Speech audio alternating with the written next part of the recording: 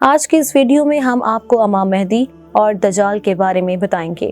احادیث کے مطابق امام مہدی کے ظہور سے پہلے کے حالات کیا ہوں گے، یہ دونوں کب ظاہر ہوں گے، احادیث میں کن جنگوں کے متعلق بتایا گیا ہے جن کے بعد یہ دونوں یعنی کہ امام مہدی اور دجال نظر آئیں گے۔ سادہ لو مسلمان کون سی ایک عجیب امید لگائے بیٹھے ہیں۔ امام مہدی کے ظہور سے پہلے کے حالات کے متعلق مختلف احادیث کون سی ہیں جن میں واضح معلومات موجود ہیں۔ اہل تشیع اور اہل سنت کے درمیان امام مہدی کے متعلق اختلافات کیا ہیں؟ اہل تشیع اور اہل سنت کے درمیان یہ اختلافات یہ ہیں کہ امام مہدی پیدا ہوں گے یا وہ پیدا ہو چکے ہیں۔ ناظرین، امام مہدی اور دجال یہ دو ایسی شخصیات ہیں جن کے متعلق احادیث مبارکہ میں صرف اتنا آیا ہے کہ آخری وقت میں یہ دونوں ظاہر ہوں گی۔ کب ظاہر ہوں گی یہ کسی کو معلوم نہیں، لیکن امام مہدی علیہ السلام کے متعلق احادیث میں یہ بات ضرور آئی ہے کہ ان کے ظاہر ہونے سے پہلے دنیا میں حالات اس قدر خراب ہو جائیں گے کہ انسان اپنا مذہب چھپانے اور اپنے لیے موت کی آرزو کرنے پر مجبور ہو جائے گا۔ خصوصاً مسلمانوں پر سب سے سخت ترین وقت آئے گا۔ کچھ لوگوں کا کہنا ہے کہ امام مہدی پیدا ہو چکے ہیں۔ ان کی بات درست ہو سکتی ہے، لیکن شاید وہ یہ بات بھول گئے ہیں کہ امام مہدی دجال کے ظاہر ہونے کے بعد ظاہر ہوں گے۔ حضرت امام مہدی سے پہلے جو حالات ہوں گے اس کے متعلق ایک حدیث حضرت عبداللہ بن عمر فاروق رضی اللہ تعالیٰ عنہ سے روایت ہے کہ حضرت عبداللہ بن عمر فاروق رضی اللہ تعالیٰ عنہ فرماتے ہیں کہ اس فانی دنیا میں کل 5 عظیم جنگیں ہیں، ایسی ورلڈ وار جس کی لپیٹ میں پوری دنیا آ جائے گی۔ ان جنگوں میں سے 2 ایسی امت سے پہلے یعنی امت محمدیہ سے پہلے ہو چکی ہیں اور 3 اس امت میں یعنی کہ امت محمدیہ میں ہوں گی۔ حضرت عبداللہ بن عمر فاروق رضی اللہ تعالیٰ عنہ نے فرمایا کہ کل 5 جنگیں عظیم ہیں جن میں سے 2 تو اس امت سے پہلے ہو چکی ہیں اور 3 اس امت میں ہوں گی۔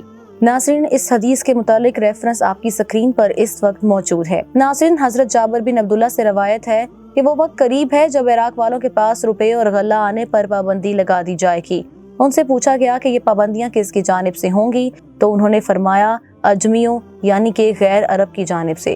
پھر کچھ دیر خاموش رہنے کے بعد کہا کہ وہ وقت قریب ہے جب اہل شام پر بھی یہ پابندی لگا دی جائے گی۔ پوچھا کہ یہ رکاوٹیں کس کی جانب سے ہوں گی؟ فرمایا اہل روم مغرب والوں کی جانب سے۔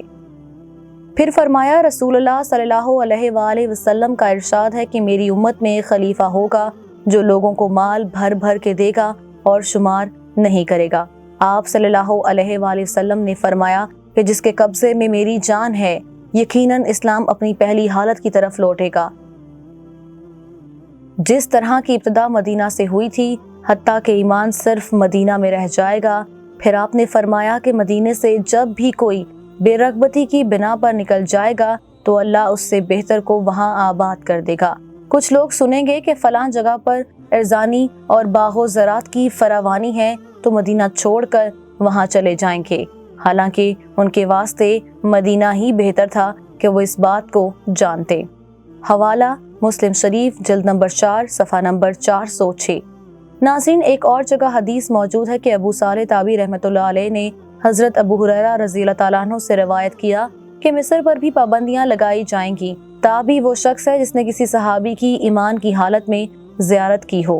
حوالہ مسلم شریف 2896، ابو داؤد 3۔ ناظرین، علماء کرام اس پر فرماتے ہیں کہ عراق پر پابندیاں یورپی یونین کی طرف سے ہوں گی، شام پر پابندی اسرائیل کی طرف سے ہوگی، اور اس حدیث مبارکہ میں جس خلیفہ کا ذکر ہے وہ خلیفہ امام مہدی علیہ السلام ہیں۔ قریب قیامت کی نشانیوں میں سے ایک نشانی یہ بھی ہے کہ ایک ایسی بیماری پھیلے گی جس کی وجہ سے لوگ مفلوج ہو جائیں گے۔ لوگ اس بیماری کو طاعون یا کچھ اور سمجھتے رہیں گے۔ حضرت انس بن رضی اللہ تعالیٰ عنہ سے روایت ہے کہ رسول کریم صلی اللہ علیہ وآلہ وسلم نے فرمایا فالج ضرور پھیلے گا یہاں تک کہ لوگ اسے طاعون یا کوئی اور بیماری سمجھنے لگیں گے۔ مصنف عبدالرزاق جلد 3 صفحہ 587۔ ناظرین، اس تمام صورتحال پر اب سوال یہ پیدا ہوتا ہے کہ ایسے حالات میں تو کوئی بھی اٹھ کر یہ دعویٰ کر دے کہ میں امام مہدی ہوں، تو ایسی صورتحال میں امت مسلمہ کیا کرے؟ اس کا جواب یہ ہے کہ امام مہدی کا دعویٰ کرنے والا ہر بندہ جھوٹا اور مکار ہوگا، کیونکہ تصوف کا ایک قاعدہ ہے کہ تصوف کے میدان میں مدعی کی سزا موت ہے، یعنی کوئی بندہ ولی ہونے کا دعویٰ خود نہیں کر سکتا۔ اس حوالے سے حضرت ام سلمہ رضی اللہ تعالیٰ عنہا سے ایک حدیث مبارکہ روایت ہے کہ جس کا مفہوم یہ ہے کہ مدینے میں نئی خلیفہ کے انتخاب پر مسلمانوں میں اختلاف ہوگا۔ इमाम मेहदी इस ख्याल से कि उन्हें खलीफा ना बना दिया जाए मदीना से मक्का चले जाएंगे। मक्का में कुछ लोग उनको पहचान लेंगे और उनसे जबरदस्ती खिलाफत की बैत लेंगे। जब उनकी खिलाफत की खबर आम होगी तो मुल्क शाम से एक लश्कर उनसे जंग के लिए रवाना होगा, जो आप तक पहुंचने से पहले ही जमीन में धंस जाएगा। अब कुछ बात कर लेते हैं कि अहले तशय्युई और अहले सुन्नत के दरमियान इमाम मेहदी को लेकर क्या इख्तलाफात हैं। नाज़रीन, अहले तशय्युई के नज़दीक इमाम हसन अस्करी के फर्जंद इमाम मेहदी हैं, जो अहले तशय्युई के 12वें इमाम हैं, जो कि संजीदा हालात की वजह से गार में छुप गए थे और वो आखिरी वक्त में समारा की पहाड़ियों से निकलेंगे और दुनिया को अपने अदल व इंसाफ से भर देंगे।